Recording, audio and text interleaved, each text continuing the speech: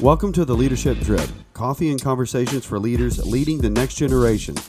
We're excited to welcome another incredible guest to our table, but before we do, could you do us a favor and hit the subscribe button? And while you're at it, go ahead and give us a 5-star review. That helps these conversations reach other great leaders. Pour yourself a cup of coffee and get ready to join us at the table for another great episode of the Leadership Drip.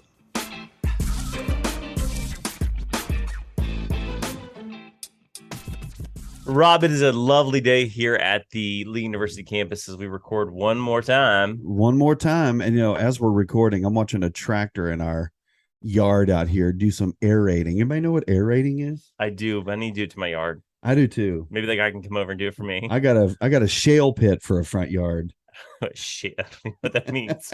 Like you're at to educate people later on shale. Yeah, okay. Like that sounds like a cuss word or a Hebrew word for hell. I'm not sure which one. It's not a Sheol pit. That's a different word. No, it's a beautiful day here on campus, and I think we have a great guest with us. Yeah, we do. Before this conversation gets too sideways, let's introduce Matt Swifty Perry, not to be confused with Matthew Perry of Friends fame. That would be a whole nother conversation. But Matt is a campus pastor for Union Church in the greater DC area. He formerly hosted the Leader Swift podcast. They're really cool 15-minute conversations with local leaders we've had on our show. Really passionate about leadership and helping others lead better. So welcome to the show, Matt. Thanks for having me. Feel so honored to be on the Leadership Drip. Hey, so I have a completely irrelevant question to ask you. So I want to know how many times in your life somebody has walked up to you and said, "No one told me life was going to be this way." They don't sing the song, but they say, "Oh, like from Friends," probably a couple times a week. Yeah, okay, it's that happened. My wife, that's her favorite show, though. So we went to the Friends experience where you get to walk in through it, and I definitely got a discount on an item she wanted to buy because I showed my ID. So I think so. If we're just going to talk culture here for a second. You had Friends and you had Seinfeld tribe, right? Kind of like you have The Office and Parks and Rec tribe. Yeah. So your wife obviously lands on the Friends side. Are you a fan of either one? I don't watch Seinfeld. I would like Friends better, but I never got into. I was more of a Fresh Prince of Bel-Air. Yeah. Okay. Nice. Okay. Yeah. I'll pay you nothing to do the Carlton. Oh, the little considering we're only audio, that makes it difficult. But that's why I can pay him nothing. You guys can save that clip. That's right. Save it. We're going to in the gram. We're going to YouTube it. Put it on the reel. Yeah, as they say. So what seems to happen so often for us, Rob, is another SoCal guy at the table. Matt, you come from SoCal roots, but you've gone via Phoenix and then now in the DC area. Tell us a little bit about your leadership journey, how you ended up on the East Coast from West Coast. Yeah, I mean, my leadership journey is I've been in ministry since I was 18 years old. 4 days after I graduated high school, moved to Sydney, Australia to Hillsong College for a couple of years. And that's really, I got ingrained in the leadership culture because I just loved Jesus and I loved church. And that made me love leadership. And I probably failed very, very bad at being a leader for most of my time as a leader, right? That's where we grow, and moved back to Southern California, worked at a church, went to school, got my degree in theology, and made my way to Phoenix as a youth pastor, was in San Diego as a youth pastor. And then what brought me to, people ask me, they're like, "So what made you want to move to the East Coast?" I said, I didn't want to move to the East Coast. I didn't know what Maryland was really. I knew Lamar Jackson and I knew that's about it. I didn't know anything about Maryland. But God called us to Union Church to serve under the vision of Pastor Stephen Chandler. And that was just clear as day to us when we came out to visit. And so I said, I don't think God called us to the East Coast. He called us to Union Church. Yeah, right. That's good. Now, we've had a few Aussies on the show, right? But I think you might be the first Hillsong Ministry School person that we've had, at least the one that I know of. I know of two personally, but I don't know if anybody who's been on the show that's been out there. Yeah. So what was that? I mean, coming out of high school, right? Obviously, you're Southern California, like it's a whole culture in and of itself, right? So you move to Australia, you're out of your context, out of your environment. You're in a fairly intense from what I understand from the Hillsong College, right? It's a fairly intense program, right? So what were some of those early leadership lessons that you learned as a young student studying for ministry in a very specific context and culture that wasn't particularly your own? Yeah. I don't personally think it was intense. I think it was as intense as you wanted it to be. Okay. Because it's all about, I want to serve. Okay, let me start serving and working my way into what that means in leadership. There's people who served 5 hours a week. There's people who served 40 hours a week. So it was intense as you wanted to make it. But for me, some of the early lessons I learned was just leadership is serving. And I think we just make so much about platform nowadays. That's what leadership is, but leadership is the heart of a servant. Yeah. So I would be vacuuming the church until midnight because I wanted to serve. I wanted to serve the church, and I was figuring out every way I possibly could. It wasn't about a platform. It wasn't about trying to be the next insert name here. It was about, I want to serve the local church. That's what leadership is. And so can I just have opportunities to do that? Yeah. I think what I really want to know is, did you get to meet Darlene Check and sing Shouts to the Lord? Not Darlene. That was a little before my time. Nice. That's my time. That's what I said. Yeah. You'd be more Joel Houston, I guess. You just dated us so bad, Jeff. Like, listen, we've confessed our age many times on this show. Our voices were young and hip until you just dated us with Darlene Check, whom I love, by the way. Shout to the Lord is still a bop. Yeah. That is still bop. I think more churches need to bring it back on a Sunday morning. Yeah. The spirit would move, man. Yeah. So what is out of this? That was this experience at Hillsong College. You went back and you said you went into study theology, youth ministry. What has been sort of the overwhelming sort of takeaway in this leadership journey? Obviously, you said failing. We can talk about John Maxwell failing forward. Yeah. But for really the struggle for young leaders, I think, is failing. Like, they don't want to fail. What have been some of those important points where you had to kind of pick yourself back up and go, hey, we got to keep going forward after this failure? Yeah, I think too many people see failure as a period and not a comma. Even as I look through scripture, there are so many incredible God things that happened after a failure, right? The book of Psalms came after David and Bathsheba. And so I think for me, when it comes to failing and just picking yourself back up, it's about how you look at it. It's so much about perspective. Oh, I failed. I messed up. Now, what am I going to do about it? I love sports. I always think sports analogies. It's like boxing. You get hit, you shake it off, you keep moving forward in that match. And so for me, if I failed, if I didn't do what I was supposed to do, and then I would make an excuse of why I didn't get that thing done, I would just be like, okay, where do I need to tighten it up in me? Okay, this is probably a priorities issue. I really think most of leadership comes back to most people don't know how to lead themselves. They don't know how to get up on their first alarm. They don't know how to eat healthy and follow a diet. Like, all of that is inserted into, most people cannot lead themselves to where they want to get to. So how are they going to lead teams and people to where they want to get to? Yeah. Unpack this lead yourself. So what does that look like for you, Matt? Like, obviously you said waking up first alarm, eating healthy. These are things I think in church leadership, we're hearing more and more beyond. It's like cultural leadership, but I think these things are weaving themselves in the church.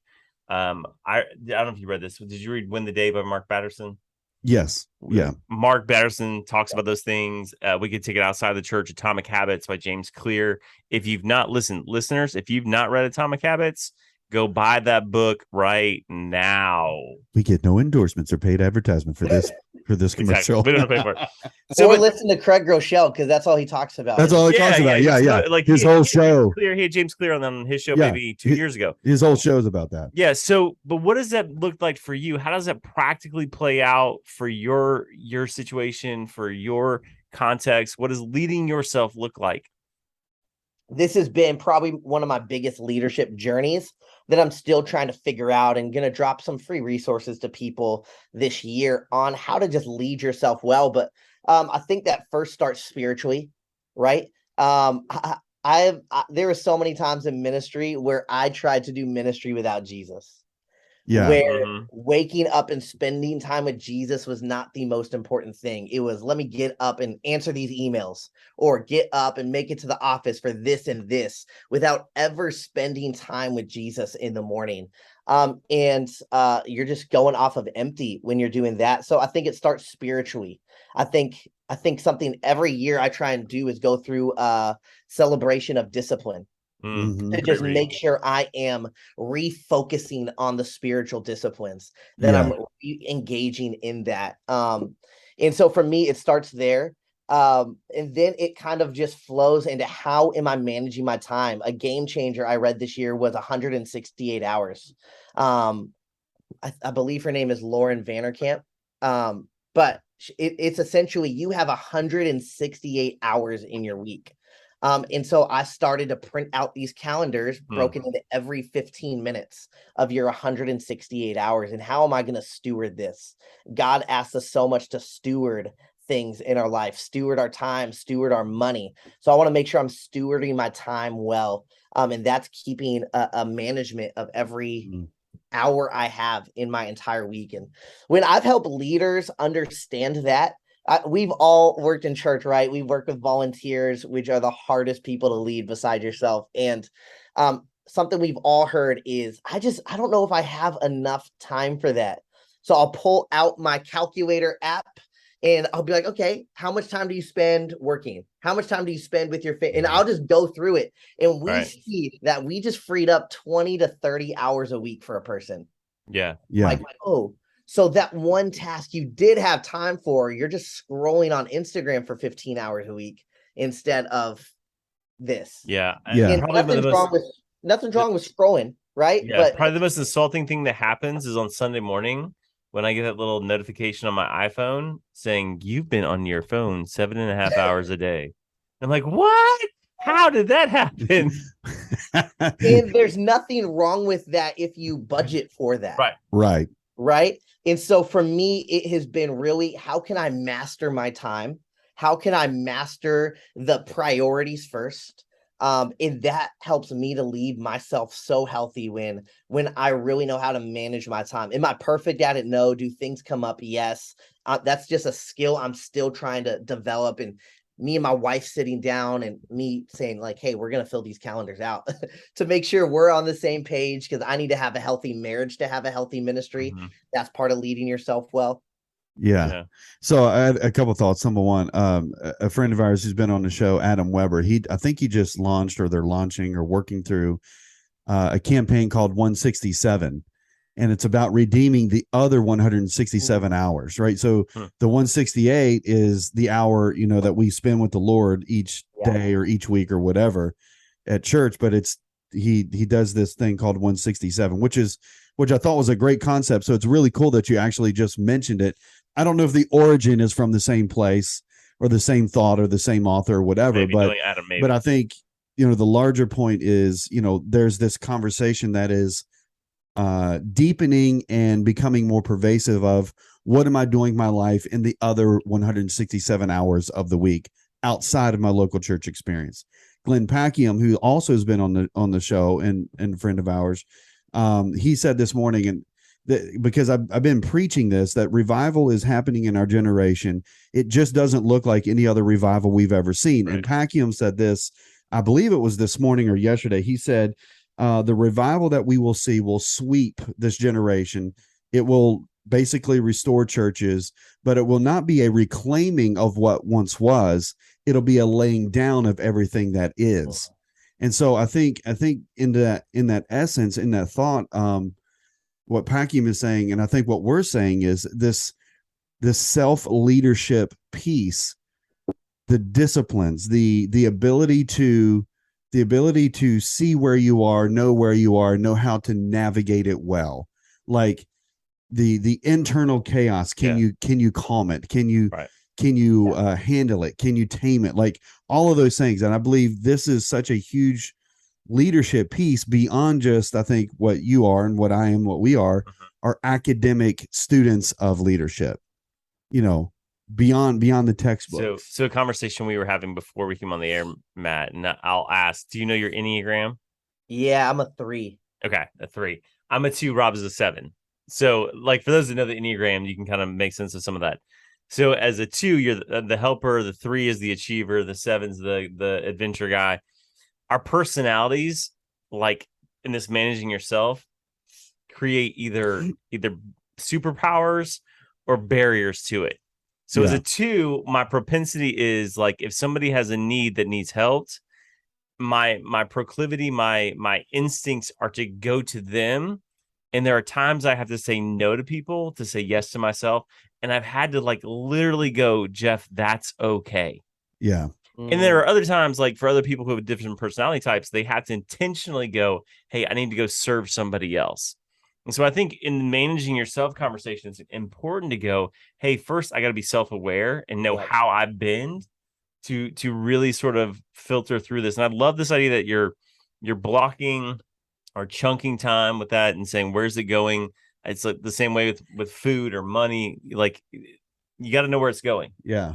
And so I think that's a valuable leadership asset. Now what tool that came from the 168 hours book, the schedules? Yeah, and you can find it online. What I could do is I'll just share that link with you guys when we get off, and then you can maybe put it in show notes or something to help leaders. But I also think there's this difference. This is something I've been wrestling with. There's a difference between self-care and self-love. Yeah. And we live in a culture that's all about self-love, when I think Jesus talks more about dying to yourself than he does. Everybody will use love your neighbor as yourself. That's really the only verse. And so this is something I'm just wrestling with. I'm probably going to write about later today. But I think there's a difference between self-care and self-love. And I think managing and leading yourself follows under self-care. I think when we let our ego get in and make everything revolving around us, that becomes self-love, and that can lead to narcissism and other unhealthy things. Absolutely. Yesterday, I was kind of going through my own little prayer and devotion times yesterday, and this conversation between me and the Lord came up about idolatry, right? And the Spirit said to me, he said, idolatry doesn't exist in some foreign land with a foreign people. It exists very comfortably in your own house and in your own church.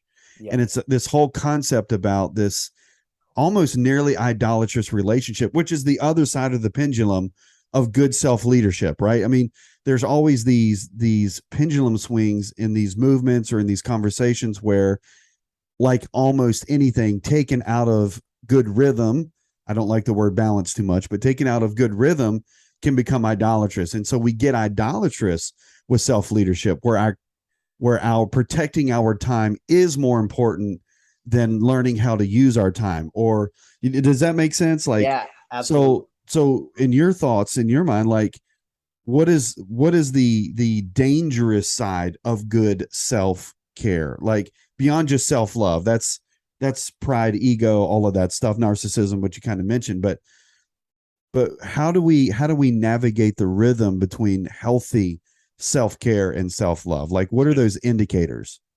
Yeah, that's a great question. I think for me, if I'm just looking at my schedule, I'm like, okay, where am I inserting times to serve other people? Where am I inserting time to go out of my way to serve my wife? And I think it's inserting these blocks that are not about you, that are healthy. I think when we look at what's unhealthy in it, sometimes we can get just so focused about our goals, our dreams, our this, that we miss out on helping other people with their dreams. Actually, I think there's a difference sometimes between our dreams and our goals and God's plan for our life. And so it's spending that time with God and with healthy mentors in your life. Like, okay, what is God's plan for my life? Does that fit in with some of my goals and my dreams? But it goes back. I think we can even make our goals and our dreams sometimes our idol in our life. If I don't accomplish this, I'm going to be, and that ties back into failure, then I'm going to be a failure at what I wanted to do. I can give an example of my wife is a speech therapist. Her dream was to work her way through the career of speech in helping kids with special needs. And she's had to turn down some very high lucrative positions in Southern California because God's called us to move. And that's been hard on her, where she's like, I don't even know if I want to do this anymore. And she's got a cool project she's working on to come alongside churches and help them build special needs programs, because we want to see every church have a special needs program to serve people. But it's like she had to lay down her goals and her dreams, because that's not what God had for her. God had for her is to create special needs programs for churches. And so she had to lay down her career path to ultimately fulfill what God has called her to do. I think one of the lessons I've learned in life, and I think this podcast testament, we talked about it, is the Lord has this really cool way of taking things that you pick up along the journey to use later on in life. Yeah. Like they just like somewhere along the journey of life, you'll go like, hey, that skill or that talent or that gifting that I thought was for something else. God goes, hey, I've got this purpose for it and this plan for it. That's going to get give glory to him. And not us. Like, so I tell a story often that I started out as a broadcast journalism major in college and worked for a college radio station until I wrestled out this calling thing to be a pastor and preacher. Yeah. Like, and it's so funny that podcasting wasn't even a reality when I was working at a college radio station. And here God's like, hey, I'm going to put you back in front of a microphone. It's just going to be a different context. Wow. And so I think sometimes God redeems things or restores things or uses things that are already in our hands later in life in ways we didn't know. I think part of that comes from being willing to lay down the self side of that. Yeah. You know, I wanted to be the broadcaster for the Cubs. Like that was my goal. God's like, hey, we're going to give you a podcast in 20 years. Maybe if it was the Dodgers, that would have been part of God's plan. Go blue, baby. Listen, go blue. Vince Scully was going to be there till he died. So let's just be honest about that. Go blue. Yeah. Yeah. We had recently had Chad Veach on the show. He's a Dodgers fan as well. So this is good. Yeah. We've got some. Love Pastor Chad. Yeah. Yeah. We got some go blue people on here. I'm sorry, Cubby fans. That's all right. We lose often. So no, I think it's a great conversation, but I think it echoes a lot of what we talk about with young adults is, hey, listen, don't get so fixated on what you're doing now that you can't see what God may want to do later. Right. That's great. Because it's really about the journey with him, not necessarily the destination that you're going, right? So everything is redeemable. Nothing is wasted in God's hand. Every hurt, every pain, every failure, every mistake, every gift, every talent, every success can and will be used by God if we're willing to submit ourselves to follow him. And that's it. Like and we said it on the show before, and I'll say it again because it's one of my personal mantras. Obedience is our problem. Results are his problem, right? It's like, and if we learn to live in that space of followership, it makes all the difference in the world. And I think it keeps us humble before him. And that helps us not slip into some of these other more narcissistic, idolatrous, pride-driven, ego-driven, platform-driven realities that we contend with in our culture. So I love what you actually just said about followership, because that's been something I felt convicted over the last couple years. Is so many people love leadership but don't understand followership. They don't know how to follow, because we've created this culture where it's leadership, and that's the goal for so many people, when God's called people to just be followers too. To lead in some level, we got to lead people to Jesus. But I was talking to Manny Arango, and we were talking, and he said, everybody wants to be like a number one. They want to be a senior pastor, a lead pastor, but they're called to be a 2, 3, 4, 5 level pastor in that church. Yeah. Because we've exalted the leader of the organization or the leader of the church, where it's made people feel less valuable if they were an executive pastor or a campus or the 2, 3, 4, 5 in the chart. And we've created the narrative culturally, not just within the church, but also within the broader culture. Yeah. That is the objective. Like if you're not progressing towards that 1 seat, not even a 1B, like if you're not 1A, then you're not excelling, right? I mean, that's the predominant narrative, but obviously that's not the kingdom narrative, right? It's never been the kingdom narrative. And I think a good discipleship conversation on what it means to be a part of the kingdom helps us address a lot of those have to be 1A leadership conversations. It's not a new conversation. We go scripturally, and it's like, the brothers are like, hey, Jesus, can we sit on the right and the left, And I wonder if Bartholomew is going, hey, like, where do I get to sit? Yeah. Like, we don't ever hear from Bart, man. Like, he's just chilling somewhere in the story. Where you at, Bart? Yeah. So I think it's not a new conversation. I think it's always been a struggle. And it's one of like you're around young leaders as much as we are, Matt, and you interact with them. That seems to be the trajectory they live on, especially on social platforms. They're trying to, for lack of a better word, go viral in some way in this platforming themselves and Jesus at the same time. How do we help them be energetic and slow sometimes, slow to gain wisdom and sit in leadership before they get ahead of themselves? Yeah, I think part of it is the theological issue, right? I feel like in just what our staff is going through at Union, we're really learning how to be sons in sonship. And what does that mean? What's it mean to just sit as a son and to learn from a spiritual father? Yeah. And I grew up Southern Baptist. That terminology was never taught, like a lot of things, but I just think there's so much power in. It's not about me doing all of these things. It's okay to just sit for a second. It's okay to just get poured into. Like, you have to be getting poured into. I really think we do have a discipleship issue. We have people who are leading teams who are not being discipled. And so I think it goes back to those roots of what's it mean to be a son? What's it mean to be discipled and to be pastored?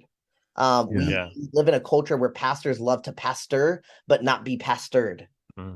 With a lot of younger pastors I've met with. And so I think it gets back to that. Who's pouring into you? Like, where are you just sitting under somebody and getting poured into? You don't have to go plant a church straight from youth ministry. And that's not the only way to do it. Even though there's a lot of great young leaders who are planting churches now, and I love, and that's my desire one day. But it's okay to just sit under for a while. And I think what we found with really good young leaders we're in conversation with, they have a lot of really good, wise voices in their life. Like, there seems to be disparity. Like, the ones that we're talking to who have mentors, like, they are growing and able to sit at the same time. And we talk to other ones who like, no, I'm just going after it and nobody's going to tell me what to do. And like, oh, you're going to crash quickly. And we watch them crash quickly because they're not a son or daughter to somebody. And I think that's a critical component. Like, and we've talked about it. I interned for free for 2 years at a church when I was in college. Like, nobody paid me. I think I got lunch twice, maybe, and there was a lot of sitting and a lot of serving to get to where the God opened the door. I think sometimes leaders, especially when they're driven leaders, they're so quickly to want to get to the position that they don't serve and they're not a son. I don't know how we slow that down. I don't know how we go, hey, you're gifted and talented. You shouldn't make money at this right now. But it's a conversation I think we need to figure out, especially in this conversation of revival. Because I think there's going to be some positions, and when revival really breaks out in America, there's going to be a lot of positions that aren't paid. Yeah. Well, I think it's this kingdom tension of urgency, right? Urgency and development. Like, it's this kingdom tension between hearing God's voice, listening and moving when he says, and this feeling of it's got to happen right now, right? So I think this tension is something we need to help young adults learn to live with and live in, right? So, I mean, because we don't want to crush creativity. Like, this is the most creative entrepreneurial generation that's ever lived. Like, our goal is not to crush that. Like, we don't want to stomp that out because that's their divine DNA. That's part of what God has created in this generation. But how do we help them sort of channel it? How do we help them sort of cultivate it? How do we help them nurture it? How do we help them like incubate it? Like, that's kind of the big conversation that we're having. So the question may be, because listen, Pastor Stephen Jailer, a phenomenal leader. How is he giving space for the campus pastors at Union like you to have some voice, to have some creativity, to have some input into what's happening and manage and steward that well? Yeah. I mean, he's allowed us to be the senior pastor of our campus. Everything falls under vision. It falls under the culture. And I think going back real quick is so many leaders don't know how to be submitted. Right. And so for us, we work with the associate pastors who's helping create strategy from a central level. Our executive pastors are leading us and pouring into us. And so is Pastor Stephen, but we're under his vision of what God's doing. And so for us, we're able to lead and pastor people. We walk with an authority on our campus of we're the pastors of this campus.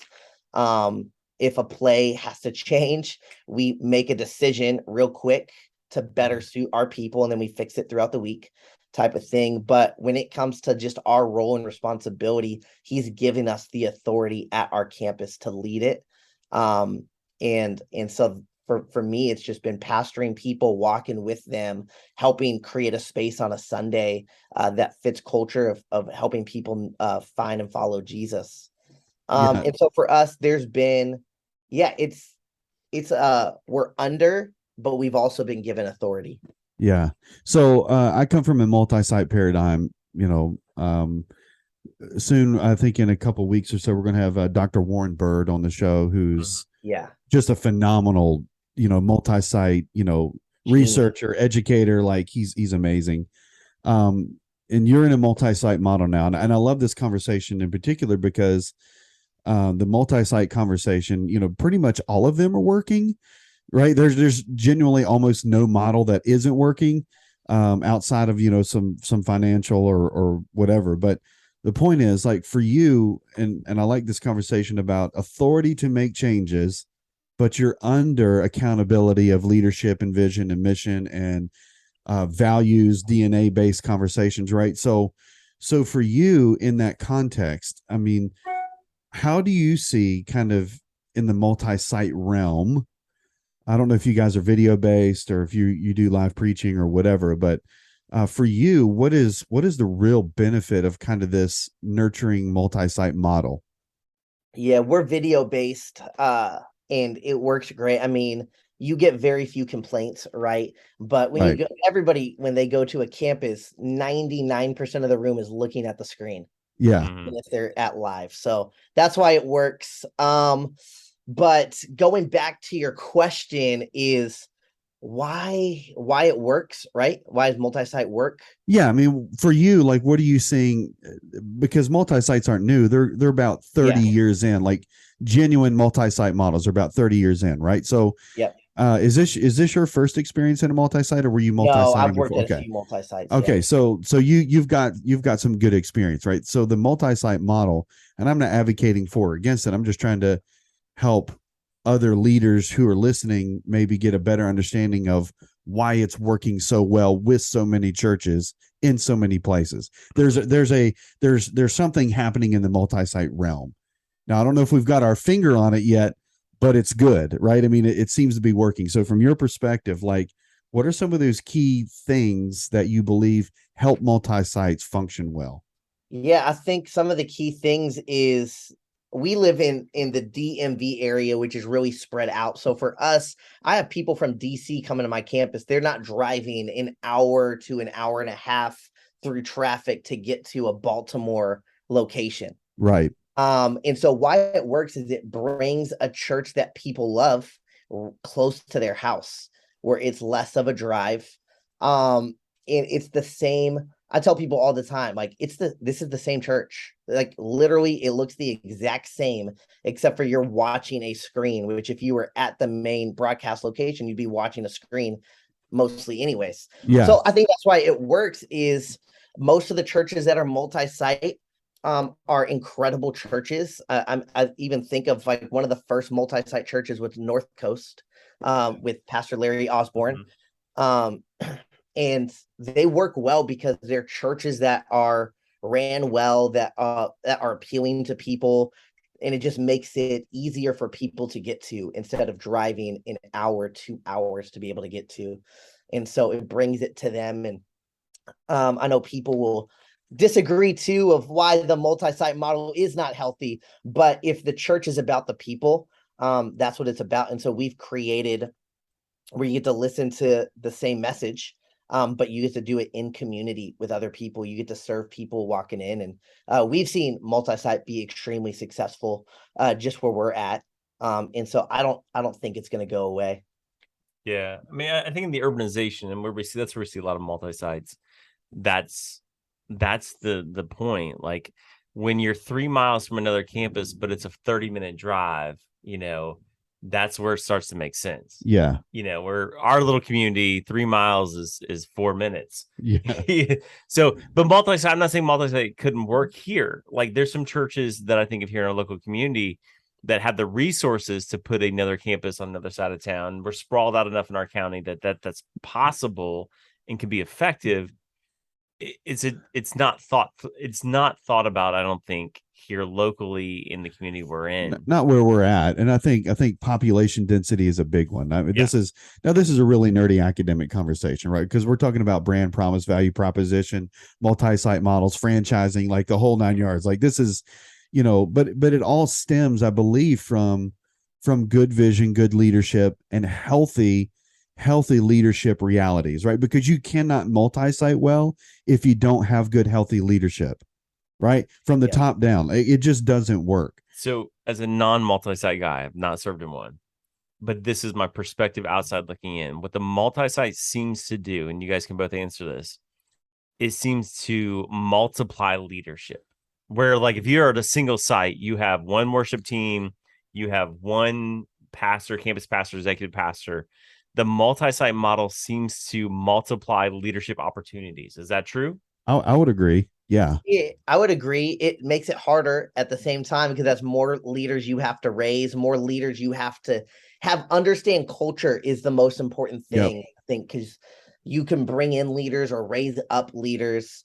We all probably agree raising up leaders is the best that fit culture. They've been there. They know. It's just getting them to the level to lead with excellence at that level. But yeah, it definitely multiplies leaders in your church. Yeah, because it feels like, and again, I'm thinking locally in some of the context of the large churches in our community, there's a lot of great leaders who seem to sit on the bench a lot and are not getting opportunity because the bottleneck of just limited opportunities.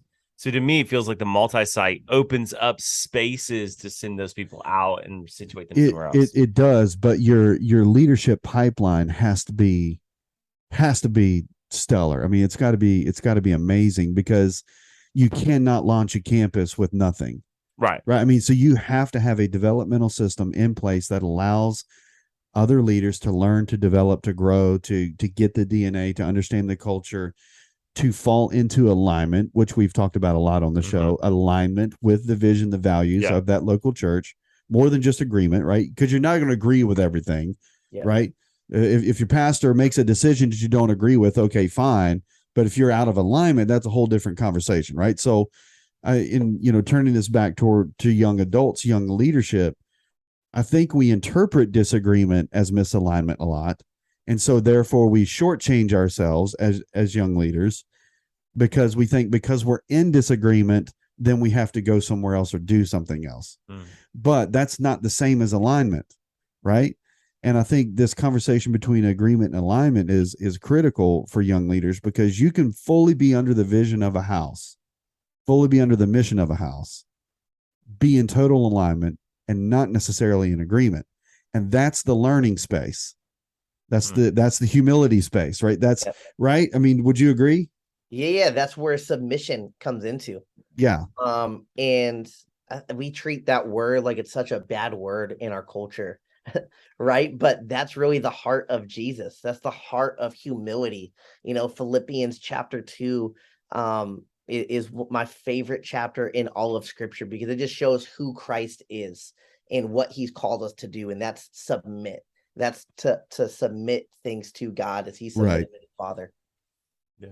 Yeah. So these are good leadership conversations, whether you're talking about multi-site or local church, because even if you're not a multi-siting church, there's still a necessary process for creating and developing young leaders. And Right. I think that's part of what Jeff and I are chasing with the show. That's part of what we've chased in our own ministries is how in the world do we help young leaders grow and flourish where they are? Yeah. You know what I'm saying? Like, let me play the part of the guy again that's never been in multi-site, because we have a lot of listeners who are probably in a church that are single service, single site churches, single pastor, single staff member. 150 church, 100 people, whatever.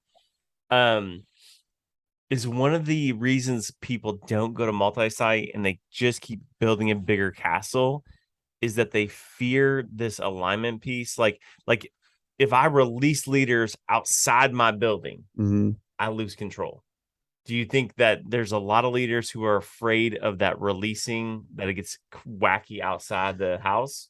I think so. My experience it is, and I'll use a Rickism here. You know, this I use a lot of Rickisms, but this is one that he told us as CPs all the time, campus pastors. You can't have both control and growth. Right. I mean, there comes a point where you and Matt, you can jump in on this any point you want, but the goal isn't to be mega. Right.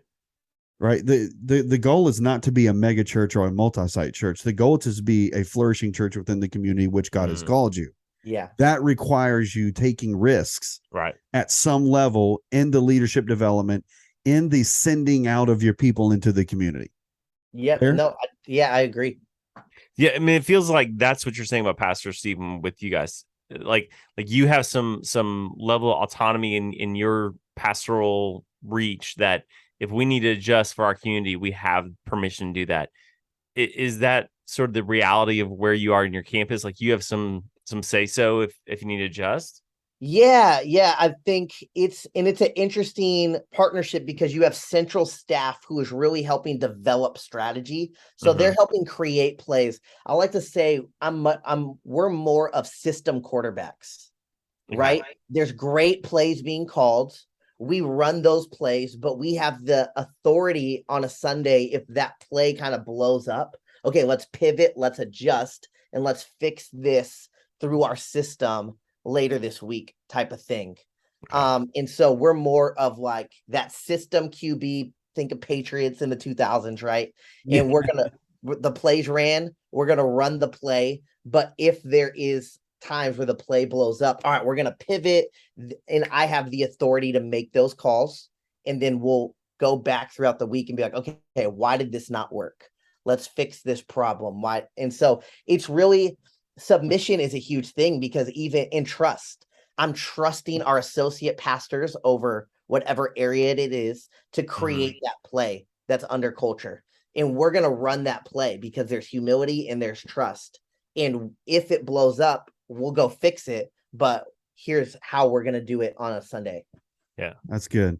All right, so let's shift gears a little bit. Sorry, we geeked out on the multi-site kind of conversation. No, it's a good conversation. Let me put a pin in it right here because there's a lot of people who listen to our show and a lot of pastors who see the success or they see the outcomes, and we have no idea about the inner workings. Right. So this is a good conversation for leaders who are going, hey, maybe we're moving towards multi-site, or maybe I'm going to be in a multi-site model and shift to a new church. So like we don't get to look behind the curtain a lot of times. Yeah, that's true. So that's true. All right. So another question we've said on the show 10,000 times, there's no greater opportunity than right now for young adults to begin to step up into leadership roles in the local church, right? Especially post-COVID, especially post the pandemic, right? Because so many churches for the very first time in their life, in their existence, embrace the idea, the concept, or the possibility of a digital platform for doing local church ministry, big, small, 50 people, 20 people, 10,000 people, whatever. So for you as a leader and as your church, maybe, how are you guys doing or taking very intentional steps in helping young adults find a place in your church to serve? What does that look like?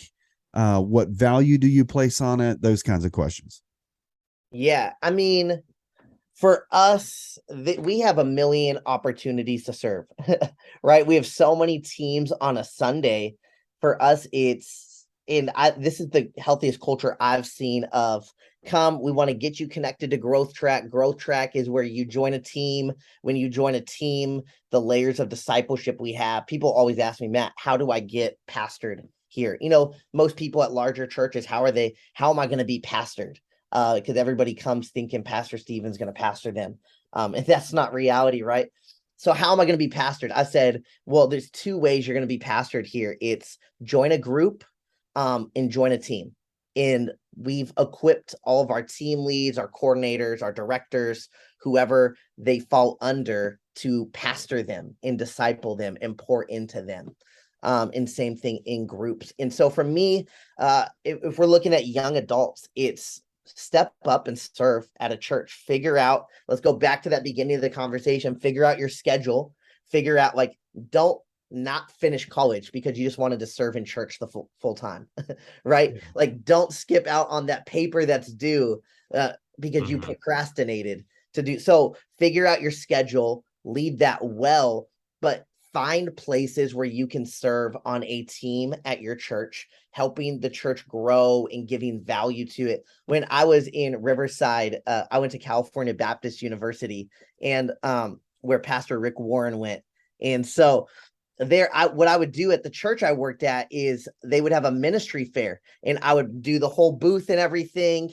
And what I would do is I would tell people, oh, what's your major? And they would tell me their major. And I was like, how can you use that to serve the church? I literally created on the spot internships that I would oversee where people can use their major to serve the local church. That's cool. That's a good idea. What is your major and how can we plug you in? That's pretty smart. Yeah. I think there's a disconnect. That's a great question, because most people go, I'm a business major, and they don't know there's business in church. Right. Or I'm a this or that, or I'm a human development, and they hey, there's all these children that need cared for. Yeah.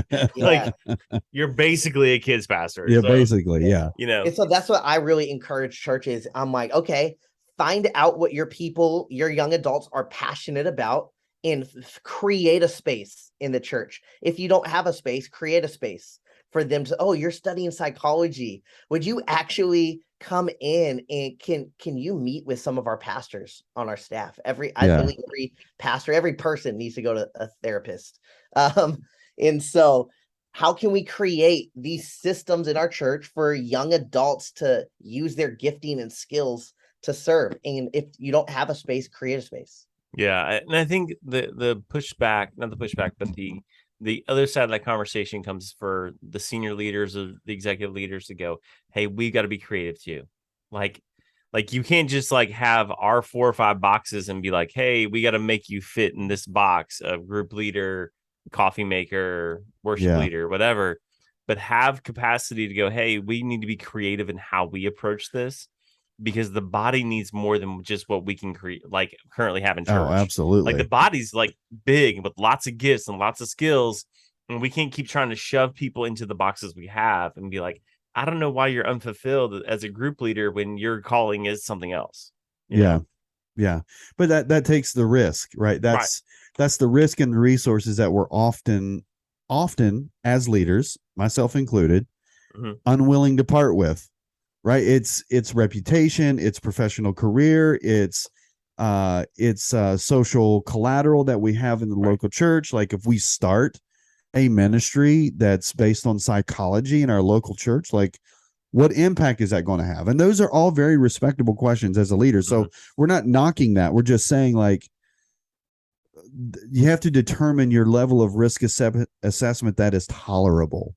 But there has to be risk. You know what I'm saying? There has to be innovation. There's got to be development. I don't know. No, good point. So, okay, we're getting close to time, bro. And we want to ask you one last question that we ask all of our guests on the show, okay? And it can be silly, it can be amazing, it can be whatever. But the point is, final question we ask everybody on the show is, what is one lesson that you learned in college that did not take place in the classroom? One lesson I learned in college that did not take place in the classroom. I would say it's that serving it's what I said earlier. It's not about a platform. It's about serving. Yeah. And that was not in a classroom. That was just from doing. It's about serving people in whatever leadership capacity you're in, whether that's the marketplace, whether that's the church, whatever you're listening about. It's about serving people. And that gets exhausting. That gets tired. We come home and we're like, oh, I just need to get away from people. But it is not about a stage. I talk to people all the time, and the first times when I really wanted to grow in preaching, it wasn't me on a stage. It was me at home writing messages, recording myself, playing them back, or me going to old folks' home or just a place to go preach a message to. It was not on a platform or a stage. And I think the biggest thing that I would just encourage people, the biggest thing I learned is it's about serving people, and we can't get tired of serving people. I think the pastors who get the most burnt out are the ones who lost sight of serving, lost sight of the heart of, it's not about the stage. It's not about what podcast you're on. It's not about the books you write. It's about the people that you've served. And I think we've all heard this as pastors. It's not even about the messages you preach. It's about the people you serve, because people aren't always going to remember your message, but they're going to remember the way you served them. Right. I think more often than not, I've served my way into space. Started at the bottom, like, I don't know which rapper said that, but started at the bottom and just sort of served my way up. That was Eminem, right? Maybe. I don't know. It sounds like an Eminem one. Pastor Chad was quoting Fat Joe, so I feel like that's what was the other guy he quoted? I don't know. Waka Flocka. That's a Waka Flocka, bro. That's hilarious. Yeah. So, all right. Well, we'll get back on track here. Matt, it's been such a joy, man. We know we've been connected on socials for a while, but it's good to sit down and talk with you. And this has been a great conversation that I know our listeners are going to benefit from. So, as we always say here on the Leadership Drip, you have a seat at the table. Thanks for being on. All right. Thanks for having me. Thanks, bro.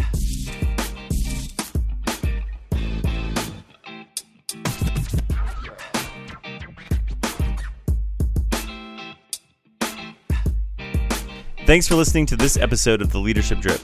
If something from this episode helped you lead better, then share it on your social media and tag us. If we see it, we may share it to our channels. We appreciate you taking time to join us, and remember, you always have a seat at the table.